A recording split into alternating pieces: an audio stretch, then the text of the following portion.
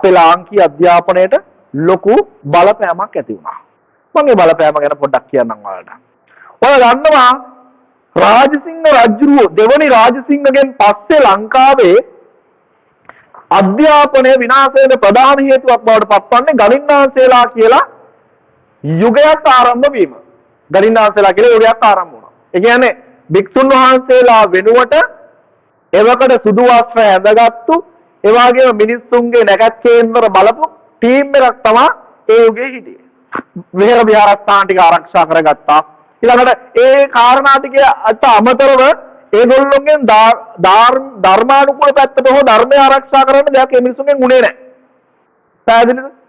එතකොට මේ යුගයේ අර්ථවත් ධර්මය පිළිබඳව පූර්ණ අවබෝධයක් තියෙන භික්ෂුන් වහන්සේ කෙනෙක් අපිට හොයාගන්න බැරි මට්ටමක් දක්වා නිර්මාණය වුණා. උපසම්පදා විනය කර්මය ලංකාවෙන් පිරිහිලා තිබ්බා. මේ යුගයේදී ලංකාවේ බිහි වෙනවා එක මුදලිවරයෙකුගේ පුතෙක්. ඔහු තමයි සරණංකර සාමණේරයන් වහන්සේ. ලාංකීය අධ්‍යාපනයේ වැදගත්ම සම්දිස්ථානයක් හින්දා පුතේ කියන්නේ හොඳින් අහගන්න. මේක අතිශයින් වැදගත්. වැලිවිට සරණංකර සංඝරයන් වහන්සේ ප්‍රෞර්ජා භූමියටපත් වෙනවා. ප්‍රෞර්ජා භූමියටපත් වෙලා මුන්වහන්සේ ලාංකීය ශාසනය නැවත ගොඩනගන්න මුන්වහන්සේ සිල්වත් සමාගම බිහි කරගෙන භික්ෂුන් වහන්සේලා ටිකක් සාමණේරයන් වහන්සේලා ටිකක් පැවිදි කරගෙන උන්වහන්සේලා සමග පින්ඩපාත වැඩිමින් මිනිස්සුන්ට ශාසනයේ අර්ථය සමාජයට ගෙනියන්න මුන්වහන්සේ මාර මේවරක් කරනවා. ආන්නේ මෙහෙවර කරගෙන යන අතරතුරේදී මුන්වහන්සේ ලෙව්කේරාලගෙන් බාලවතාර සම්නේ වගේ ව්‍යාකරණ ශාස්ත්‍ර පිළිබඳව පූර්ණ අවබෝධයකට මුන්වහන්සේ පාත්‍ර වෙනවා. මුන්වහන්සේ කියන්නේ දක්ෂ භික්ෂුන් වහන්සේ නමක්. ඊළඟට කීර්තිශ්‍රී රාජසිංහ රජුගේ රජ දවස උන්වහන්සේ සියම් දේශයට ලන්දේසිංගේ නැව් ආධාර කරගෙන සියම් දේශයට දූතය යවලා ශ්‍යාමවංශික උපසම්පදාව ලංකාවට ගෙන්වගෙන උපාලි හාමුදුරන් වහන්සේ ප්‍රධාන භික්ෂුන් වහන්සේලා ලංකාවට ගෙන්නගෙන වඩම්මගෙන ලංකාවේ ඒ මහා උපසම්පදා විනය කර්මය නැවත ආරම්භ කරනවා. උන්වහන්සේලා උපසම්පදා භූමියට පත් වෙලා කීර්තිශ්‍රී රාජසිංහ රජුරුවන්ගෙන් වැලිවිට සරණංකර හාමුදුරුවෝ සංඝරාජ පදවිය ලබලා උන්වහන්සේ ශාසනයේ බාහිර දූර කාර්යයේ නියමවරයෙක් වශයෙන් උන්වහන්සේ ශාසනයේ වැඩ ඉන්නවා. ඊළඟට උන්වහන්සේ වැඩ හිටපු නියමස්කන්ධ විහාරස්ථානයේ පිරිවරක් බවට පත් කරනවා. එතන සිංහල හෝඩිය ලියන්න කියන්න විනය මේ හැමදේම උගන්වනවා. ඊට සාපේක්ෂව අස්කිරි මල්වතු විහාරස්ථානවල පිරිවෙන්න ආරම්භ කරනවා. තව විශේෂ පිරිවෙනක් ආරම්භ වෙනවා. පැල්මඩුල්ලේ විද්‍යායතනය කියලා පැල්මඩුල්ලේ පිරිවෙනක් ආරම්භ වෙනවා. ඒ පැල්මඩුල්ලේ පිරිවෙනෙන් උන්වහන්සේගේ ගෝල භික්ෂුන් වහන්සේලා ත්‍රිත්වයක් තුන්නමක් බිහි වෙනවා. ඒ තමයි වලානේ සිද්ධාර්ථ හාමුදුරුවෝ, ඉඳුරුවේ සුමංගල හාමුදුරුවෝ, වස්කඩුවේ සුභූති හාමුදුරුවෝ.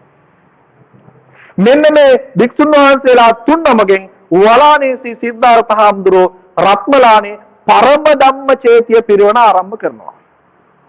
රත්මලානේ පරම ධම්ම චේතිය පිරිවෙන ආරම්භ කරන වලානේ සිද්ධාර්ථ හාමුදුරුවෝ එතනින් දක්ෂ වියත් උගත් භික්ෂුන් වහන්සේලා දෙනමක් බිහි වෙනවා. ඒ තමයි හික්කඩුවේ සුමංගල හාමුදුරුවෝ, අනිත් එක්කෙනා රත්මලානේ ශ්‍රී ධම්මාලෝක හාමුදුරුවෝ.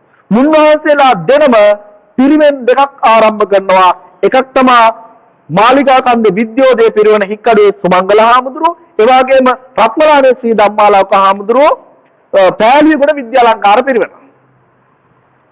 මේ පිරිවෙන් අධ්‍යාපනික ආයතන දෙකමයි පුතාලා පසු කාලීනව මේ ලාංකීය අධ්‍යාපනයේ හැරවුම් ලක්ෂ එහෙම නැත්නම් ලාංකීය අධ්‍යාපනය නව මඟකට ගෙනියන මධ්‍යස්ථාන වශයෙන් මේවා බබලෙන්න ගන්නවා. පසු කාලීනව හික්කඩුවේ සුමංගල හාමුදුරුවෝ ආරම්භ කරන මාලිකා කන්දේ විද්‍යෝදය පිරිවෙන විදුදය විශ්වවිද්‍යාලය විදියට ජනප්‍රියත්වයට පත් වෙනවා. ඊළඟට අර ධම්මාලෝක හාමුදුරුවෝ ආරම්භ කරන විද්‍යාලංකාර පිරිවෙන පසු කාලීනව විද්‍යාලංකාර විශ්වවිද්‍යාලය විදියට වරම් ලබනවා පුතේ. ඒ වගේ උසස් අධ්‍යාපන වරම් ලැබපු පාර්ශවයේ අය ඒ වගේම පැවිදි පාර්ශවයේ භික්ෂුන් වහන්සේලා බිහි වෙන්න පටන් ගන්නවා. ඔහොම බිහි වෙද්දී පුතා පසු කාලීනව මේ අධ්‍යාපන ආයතන දෙක හික්කඩුවේ සුමංගල හාමුදුරුවෝ ආරම්භ කරන මාලිගා කන්දේ විද්‍යෝදය පිරිවන විද්‍යුදාය විශ්වවිද්‍යාලය බවට පත් වෙලා පසු කාලීනව ඒක ශ්‍රී ජයවර්ධනපුර විශ්වවිද්‍යාලය බවට පත් වුණා. ඊළඟට අපි මේ කතා කරපු හික්කඩු මේ රත්මලානේ ධම්මාලෝක හාමුදුරුවෝ ආරම්භ කරන පෑලියගොඩ විද්‍යාලංකාර පිරිවන පසු කාලීනව විද්‍යාලංකාර විශ්වවිද්‍යාලය බවට පත් වෙලා ඒක නැවත නූතන කාලේ එහෙම නැත්නම් මේ මෑත කාලයේදී ඒක කැලණිය විශ්වවිද්‍යාලය බවට පත් වුණා. පුතේ මෙහෙම තමයි අපේ ලංකාවේ අධ්‍යාපන පද්ධතිය අධ්‍යාපනය නැවත පණ ගැස්සිච්ච යුගය ගොඩ නැගෙන්නේ මෙන්න මේ විදිහට. මේක අපි මතක තියාගන්න ඕනේ. මේ විදිහට තමයි අපේ ලංකාවේ අධ්‍යාපන පද්ධතිය නැවත බෞද්ධ අධ්‍යාපන පද්ධතිය නැවත ගොඩ නැගෙන්නේ. හරි.